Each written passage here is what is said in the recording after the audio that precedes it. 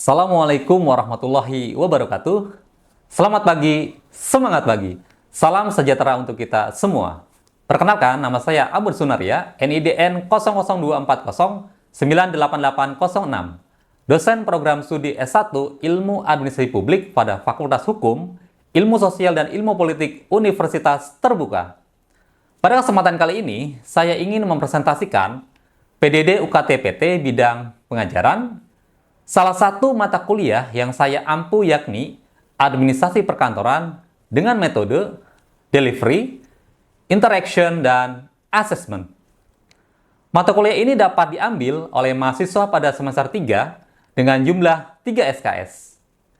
Mata kuliah ini menyajikan materi mengenai pengertian dan ruang lingkup administrasi perkantoran, pengorganisasian kantor, manajemen gedung atau tempat kantor, personel kantor, perencanaan dan pengendalian formulir, korespondensi, pembuatan laporan, mengelola arsip kantor, dan prosedur perkantoran dan efisiensi pekerjaan kantor. Selanjutnya, capaian mata kuliah administrasi perkantoran ini adalah mahasiswa diharapkan mampu menerapkan konsep dan teori administrasi perkantoran dalam aktivitas organisasi. Pada mata kuliah administrasi perkantoran, mahasiswa akan mempelajari beberapa materi. Yang pertama, menjelaskan ruang lingkup administrasi perkantoran. Yang kedua, menjelaskan pengorganisasian kantor. Yang ketiga, menjelaskan manajemen gedung atau tempat kantor. Yang keempat, menjelaskan personel kantor. Yang kelima, menjelaskan dan menerapkan perencanaan dan pengendalian formulir. Yang keenam, menjelaskan dan menerapkan korespondensi. Yang ketujuh, menjelaskan dan membuat laporan. Yang kedelapan, mengelola arsip kantor. Dan yang kesembilan, menerapkan prosedur perkantoran dan efisiensi pekerjaan kantor.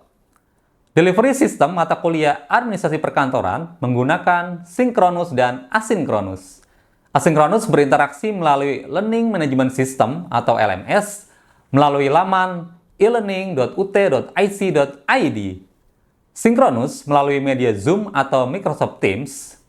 Bahan ajar pokok yang digunakan adalah BMP ADPU 4331 Administrasi Perkantoran yang dapat diakses oleh mahasiswa di ruang baca virtual pada laman pustaka.ut.ic.id. Mahasiswa juga diharapkan banyak membaca dari jurnal, artikel atau video pengayaan lainnya sesuai materi yang diberikan.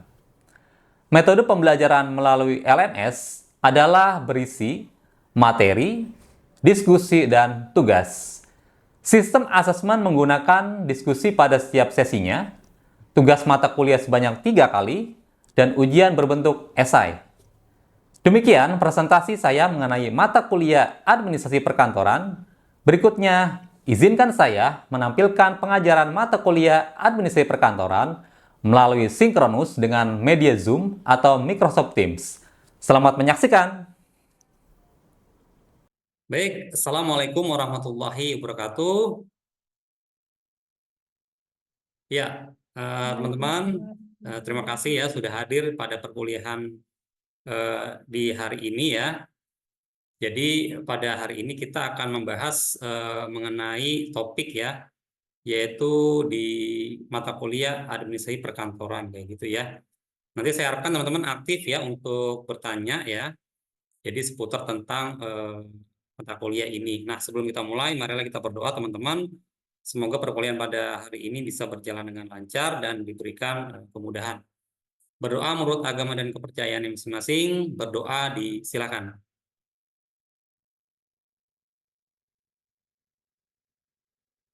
Berdoa selesai. Baik, saya akan coba langsung share screen teman-teman ya.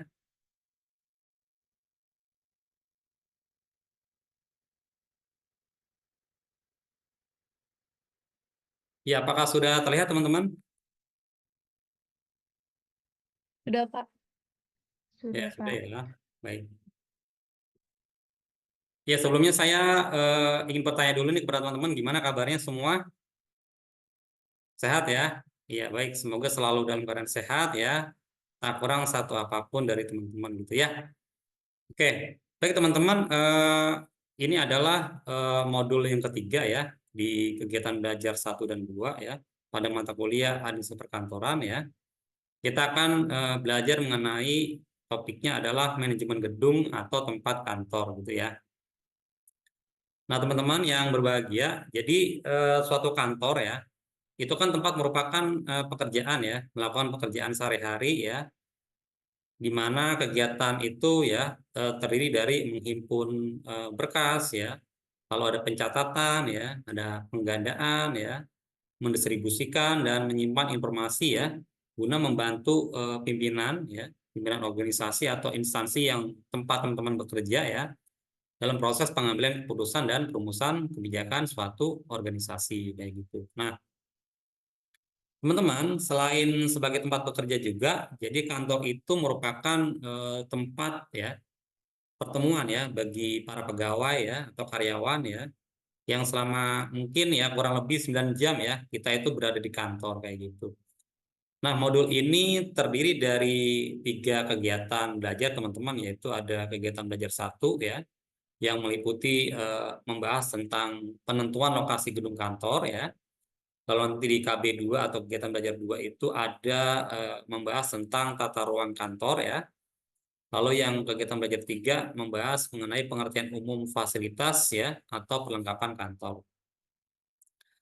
Nah, teman-teman, secara umum memang setelah mempelajari modul 3 ini ya, diharapkan teman-teman nanti mampu untuk menjelaskan tentang penentuan lokasi gedung kantor dan tata ruang kantor seperti pengertian umum ya, pengertian umum fasilitas atau perlengkapan kantor. Nah, jadi nanti harapannya itu. Jadi setelah mempelajari modul 3 ini ya, teman-teman nanti bisa menjelaskan nih, bisa menjelaskan ya tentang penentuan lokasi gedung kantor dan tata ruang kantor ya. Serta pengertian umum ya mengenai fasilitas atau perlengkapan kantor itu seperti apa kayak gitu ya. Nah, sebelum kita menginjak ke materi ya, ini saya ada pretest ya. Tolong nanti teman-teman isi saja ya.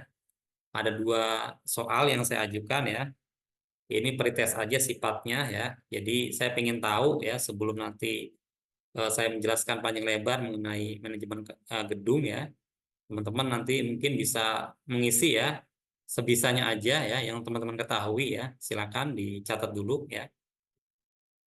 Itu baik, kalau misalkan sudah dicatat ya, sudah diisi ya, kita akan langsung ya ke materi yang pertama, yaitu tentang penentuan lokasi gedung kantor ya.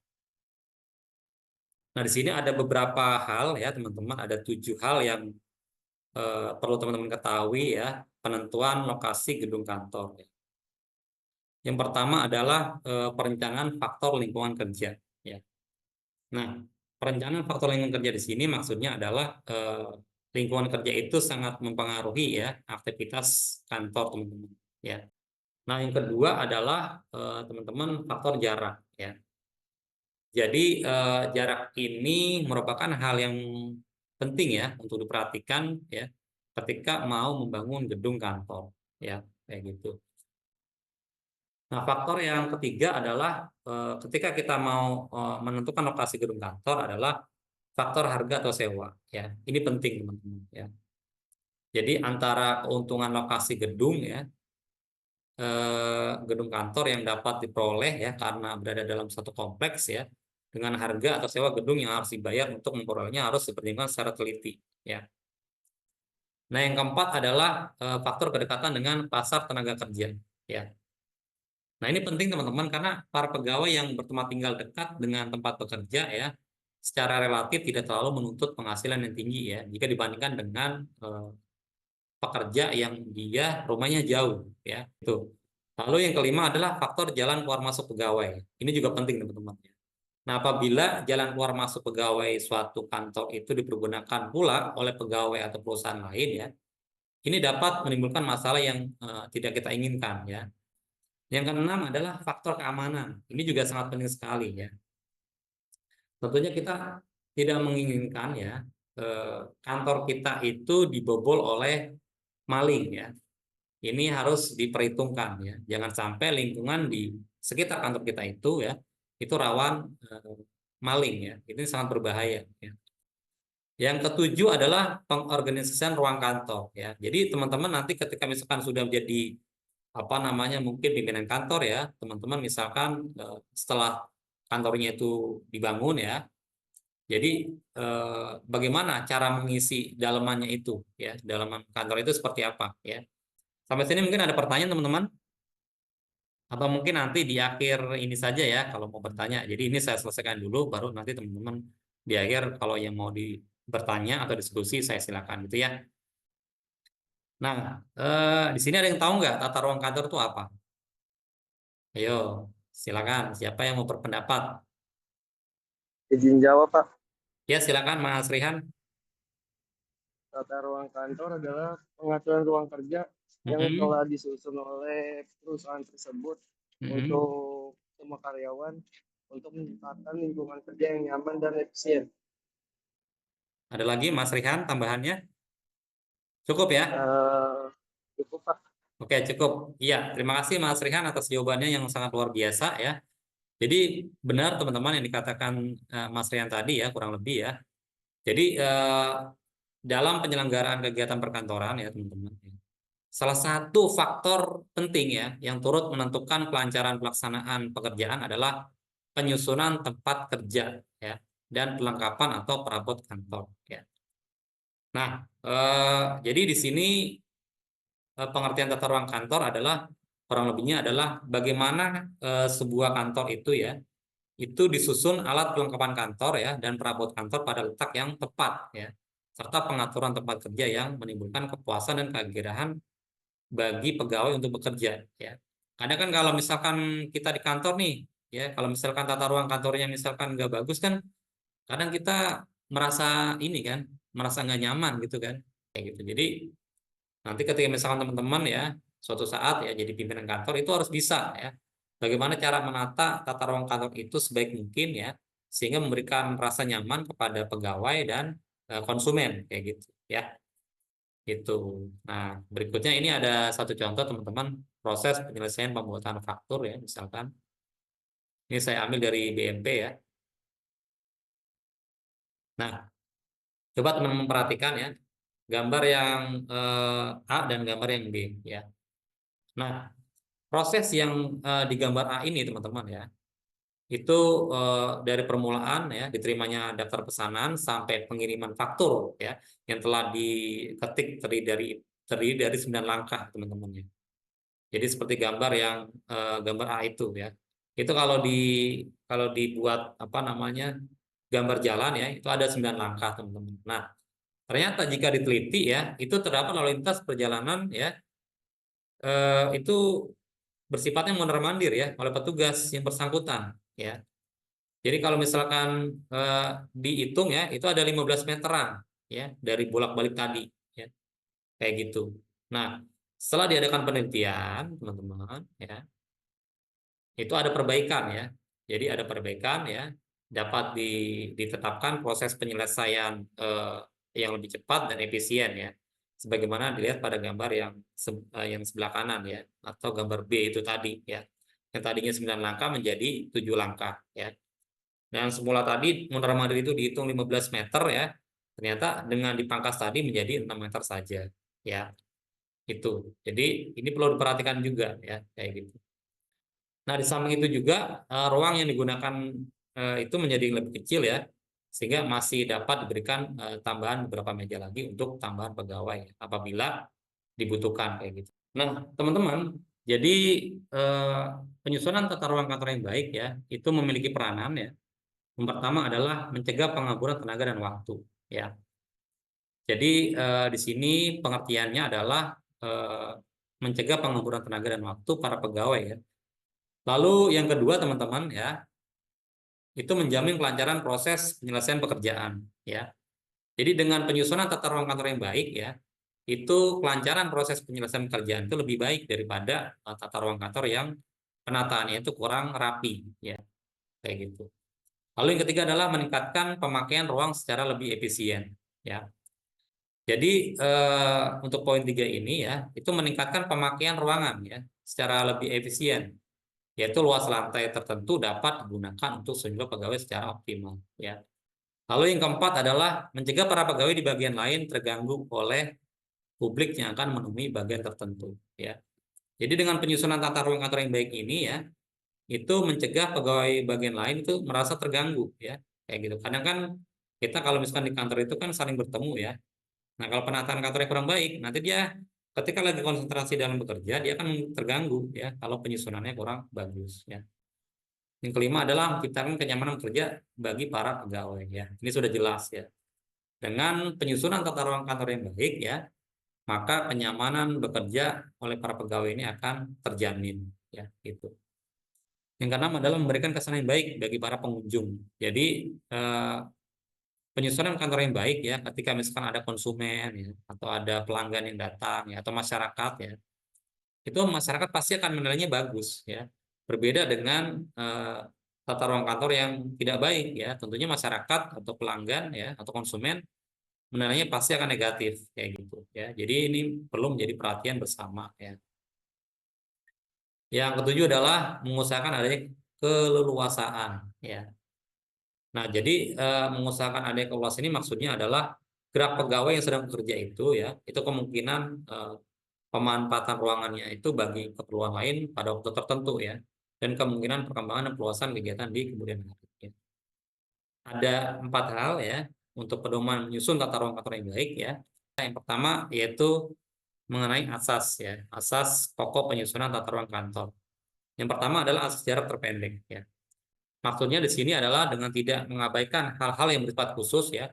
Suatu tata ruang kantor yang baik ya adalah yang memungkinkan proses penyelesaian pekerjaan itu menempuh jarak terpendek.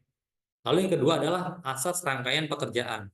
Jadi suatu tata ruang kantor yang baik, teman-teman, itu dapat disusun dengan cara menempatkan para pegawai dan alat perlengkapan kantornya itu ya.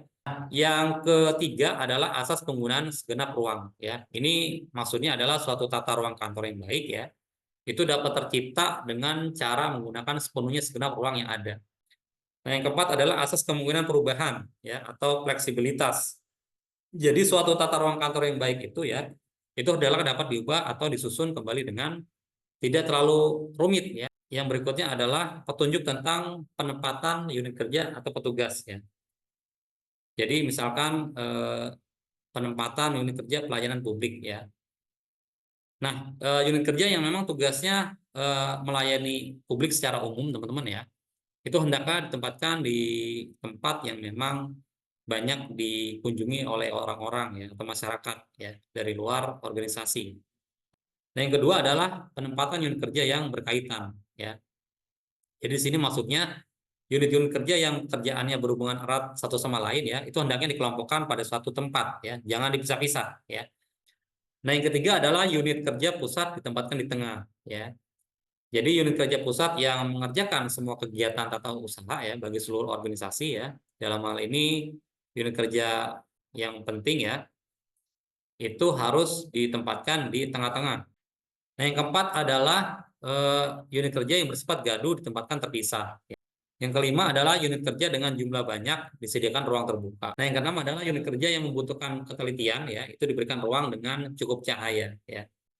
Yang ketujuh adalah unit kerja yang berkenaan dengan publik ya, hendaknya ditempatkan di dekat pintu ya. Ini tadi sudah dibahas juga di awal. Yang kedelapan adalah almari yang berat atau peti besi hendaknya menempel pada dinding atau tiang. Ya. Nah, yang terakhir ya, jadi bagi para pejabat pimpinan itu diberikan ruang khusus. Nah, berikutnya adalah faktor-faktor yang mempengaruhi penyusunan tata ruang kantor ya. Di sini ada cahaya. Yang kedua adalah warna ya. Yang ketiga adalah udara. Jadi mengenai faktor udara ini teman-teman ya, yang penting itu adalah suhu udara dan kelembaban udara ya. Yang keempat adalah suara. Jadi faktor suara mempunyai pengaruh cukup besar ya bagi operasional pekerjaan kantor teman-teman ya. Yang kelima adalah bahaya ya, bahaya-bahaya. Yang terakhir adalah musik ya. Penyusunan kantor berdasarkan fungsinya. Yang pertama adalah bagian-bagian. Lalu yang kedua adalah pengaturan ruang kantor ya. Nah, yang ketiga adalah ruang pribadi ya atau umum ya. Nah, yang berikutnya adalah macam-macam tata ruang kantor ya. Jadi tata ruang kantor itu setidaknya ada 4 hal teman-teman ya. Yang pertama adalah tata ruang kantor berkamar ya. Jadi tata ruang kantor berkamar itu adalah ruangan untuk bekerja yang dipisah ya atau dibagi dalam kamar-kamar kerja ya. Biasanya itu dia bentuknya sekat-sekat gitu ya, yang dipisah-pisah oleh kamar-kamar ya. Yang kedua adalah tata ruang terbuka ya. Jadi kalau tata ruang terbuka ini ya, ini merupakan ruangan besar untuk bekerja yang ditempati oleh beberapa pegawai yang bekerja bersama-sama ya di ruangan tersebut ya tanpa dipisah oleh penyekat. Jadi kalau tadi tata ruang kantor berkamar itu dipisahkan oleh sekat, maka kalau tata ruang terbuka ini dia tidak mempunyai sekat gitu ya.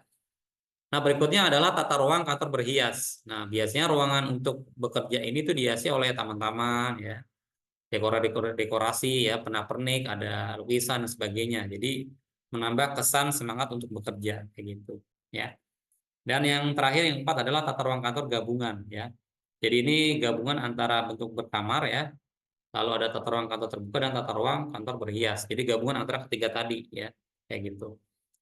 Yang pertama adalah tata ruang kantor berkamar ya. Mungkin teman-teman udah sering lihat ya, tata ruang kantor yang seperti ini.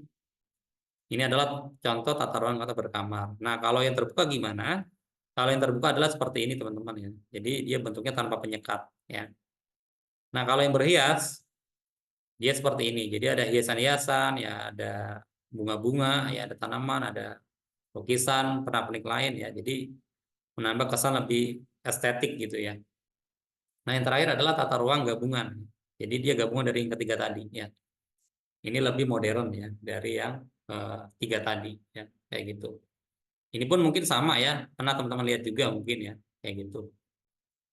Nah, baik teman-teman, kita sampai pada kesimpulan. Jadi kesimpulan yang dapat saya berikan adalah dalam menentukan lokasi gedung kantor ya, itu harus mempertimbangkan lingkungan ya, yang pertama teman-teman, lalu jarak dengan unit yang terkait ya, lalu harga ya, lalu kedekatan dengan tenaga kerja dan akses ya, serta keamanan ya, itu perlu teman-teman perhatikan ya. Nah, selain itu teman-teman ya, bentuk dan susunan gedung ya itu harus memenuhi syarat fasilitas ya, lalu ada kesehatan ya, suasana yang menarik ya, fleksibilitas dan keseimbangan biaya manfaat. Nah, penyusunan tempat kerja dan perlengkapan kantor ya, itu penting teman-teman untuk kelancaran kerja organisasi. Nah, manfaat tata ruang kantor yang baik itu meliputi efisiensi waktu dan tenaga ya. Lalu ada proses kerja yang lancar ya, ada pemanfaatan ruang optimal dan ketenangan kerja pegawai. Nah, faktor-faktor seperti cahaya ya, lalu ada warna, ada udara, ya, ada suara, itu harus diperhatikan ya teman-teman ya, untuk menciptakan suasana kerja yang menyenangkan. Nah, pilihan tata ruang kantor ya, itu meliputi tata ruang berkamar ya, tata ruang terbuka, berhias, dan gabungan. Baik teman-teman, itu mungkin ya sekilas mengenai manajemen kantor ya. Nah, sebagai penutup mungkin ini ada post test lagi teman-teman ya, sebelum nanti teman-teman bertanya ya. Jadi prosesnya sama seperti yang tadi pretest ya. Jadi setelah saya jelasin tadi, saya berharap teman-teman dapat menjawab proses ini ya. Silakan teman-teman dibaca dulu ya. Setelah dibaca nanti langsung teman-teman isi ya pada link yang sudah ada pada layar ya. Baik, kalau sudah saya stop share ya. Kita akan tanya jawab. Silakan yang belum on cam teman-teman, saya harapkan untuk on cam ya. Atau jangan-jangan sudah pada ngantuk ya. Ya kalau ngantuk ngopi aja nggak apa-apa, sambil ngemil gitu boleh nggak apa-apa ya. Silakan saya buka termin pertanyaan, mungkin barangkali ada yang mau bertanya. Saya silakan. Saya izin bertanya, Pak. Ya, nama saya Erlia Kasafitri, nama panggilan saya Erli, Pak. Saya asal dari UPBJJ UT Palembang, semester 7. Oke, Mbak Erli dari UT Palembang. Silakan Mbak Erli. Ya, saya ingin bertanya, Hmm. kira-kira apa peran penting manajemen gedung kantor dalam mendukung produktivitas pegawai di era digital, Pak? Itu saja, Pak. Oke, Terima kasih, Pak. pertanyaan yang bagus Mbak Erli. Iya, oke, terima kasih atas pertanyaan yang luar biasa. Jadi saya akan langsung jawab ya, Mbak Erli ya. Jadi manajemen gedung kantor teman-teman ya, itu memainkan peran penting ya dalam menciptakan lingkungan kerja yang mendukung produktivitas pegawai ya. Nah, di era digital seperti sekarang ini ya, ruang kerja yang dilengkapi dengan infrastruktur teknologi canggih ya, seperti jaringan internet berkecepatan tinggi ya misalkan, lalu ada perangkat teknologi terkini ya, dan juga sistem kolaborasi digital ya, itu membantu pegawai bekerja lebih efisien ya kayak gitu dan lebih efektif lagi ya. Selain itu juga desain tata ruang yang fleksibel ya, lalu ada penggunaan teknologi hot desking ya misalkan, itu menambah atau memungkinkan pegawai untuk bekerja lebih nyaman dan adaptif lagi ya, sesuai dengan kebutuhan pekerjaan mereka. Nah, sehingga dapat meningkatkan produktivitas dan inovasi dalam bekerja. Kayak gitu, Mbak Erli. Apakah sudah terjawab, Mbak Erli? Atau masih mau bertanya lagi? Saya silakan. Baik, Pak, sudah cukup dimengerti. Terima kasih, Pak, atas Iya, jawabannya. sudah cukup ya. Oke, terima kasih Mbak Erli. Berikutnya yang lain teman-teman mungkin masih ada yang ingin ditanyakan atau didiskusikan? Saya silakan. Iya, silakan Mas Hadi. Oke, Assalamualaikum warahmatullahi wabarakatuh. Waalaikumsalam warahmatullahi wabarakatuh. Saya mau bertanya, Pak G, Iya. bagaimana mengatasi konflik kepentingan antara berbagai pemangku kepentingan dalam perencanaan tata ruang, Pak? Ya, itu aja pertanyaannya, Mas Hadi. Iya. Ya, jadi bagaimana cara menangani konflik ya, kepentingan ketika misalkan mau membangun sebuah gedung kantor gitu ya. Betul. Ya, tentunya memang yang pertama adalah adanya koordinasi dulu ya. Jadi adanya koordinasi antar kepentingan ya. Jadi misalkan mau bangun gedung nih ya, tentunya harus koordinasi dulu ya. Koordinasi dari pihak pemerintah setempat ya. Dalam hal ini mungkin dari kelurahannya dulu ya. Koordinasi yang ingin membangun gedung. Nah, nanti kalau misalkan dari kelurahannya sudah setuju ya, nanti naik lagi ke tingkat daerah ya. Untuk kita bisa dapatkan izinnya ya. Kalau misalkan nanti misalkan izinnya terkendala pembebasan lahan, nah bagaimana solusinya dengan warga sekitar kayak gitu. Itu harus dimusyawarahkan juga ya. Jadi undang saja warganya ya, misalkan di balai desa gitu kan. Undang kepala desanya, ya perangkat desa, RT RW, kalau ada pemerintah daerahnya juga dan masyarakat ya. Bagaimana nih? Misalkan gedung ini dalam kasus untuk pembebasan lahan ya. Kalau misalkan masyarakatnya setuju ya udah dibebaskan. Tapi kalau masyarakat misalkan nggak setuju ya, tentunya ada win-win solution ya. Ya, apakah tetap lanjut atau enggak? Kalau misalkan memang dari masyarakat keberatan dengan pembangunan gedung itu ya mau nggak mau ya kita harus cari tempat lain kayak gitu. Jadi intinya yang pertama adalah koordinasi ya. Nah, setelah koordinasi tadi ya tentunya adalah musyawarah ya. Musyawarah dengan berbagai kepentingan tadi ya, dicari solusinya itu gimana ya. Kalau misalkan sampai titik akhir nggak ketemu solusi juga ya, jalan terakhir ya adalah ya harus ada yang mengalah kayak gitu ya. Nah, karena kita sebagai pembangun gedung misalkan yang memang membutuhkan lahan itu ya mau nggak mau ya kita yang harus mengalah sebagai orang yang membangun gedung ya, bukan masyarakat ya, karena kan masyarakat sudah ditinggal situ kan sudah lama ya. Jadi kalau bisa ya yang membangun gedung gitu. Cuma memang praktik di lapangan ya sampai detik ini memang banyak kasus ya teman-teman ya. Kalau kita lihat berita tuh banyak misalkan masyarakat yang pro dan kontra nih ada pembangunan pabrik apa di kampungnya ya. Nah, itu mungkin karena dulunya kurang koordinasi juga ya dengan para pihak pembangun kepentingan di sana ya. Mungkin dari perusahaannya itu sudah izin ke kelurahannya atau ke Pemdanya misalkan ya. Tapi ke masyarakatnya misalkan enggak, akhirnya itu tadi. Jadi ada pro dan kontra. Atau misalkan ketika misalkan dibangun perusahaan itu ya atau pabrik itu, win-win solusinya adalah misalkan nanti masyarakat itu bisa bekerja di pabrik itu misalkan. Nah, itu juga salah satu win-win solution. Makanya itu tadi ya, koordinasi yang utama itu ya. Begitu Mas Hadi, apakah terjawab? Terima kasih, Pak, atas jawabannya. Oke. Terima kasih atas pertanyaannya yang bagus. Ada lagi teman-teman mungkin? Oke, ada lagi teman-teman yang ingin didiskusikan? Cukup ya. Baik, kalau udah nggak ada lagi yang ditanyakan ya, saya terima kasih kepada teman-teman ya. Nah, akhirnya perkuliahan kita pada hari ini berjalan dengan lancar ya. Kita akan ketemu lagi di perkuliahan berikutnya ya. Nah, pesan saya, mohon untuk belajar secara giat ya, terutama melalui buku materi pokok ya, prinsip perkantoran ya, agar nilai teman-teman bisa meningkat ya gitu ya. Jangan lupa juga jaga kesehatan ya, karena zaman sekarang ini zaman banyak penyakit ya. Jadi harus menerapkan pola-pola hidup sehat ya. Tetap semangat belajar teman-teman ya. Jangan lupa selalu berdoa kepada Tuhan Yang Maha Esa ya.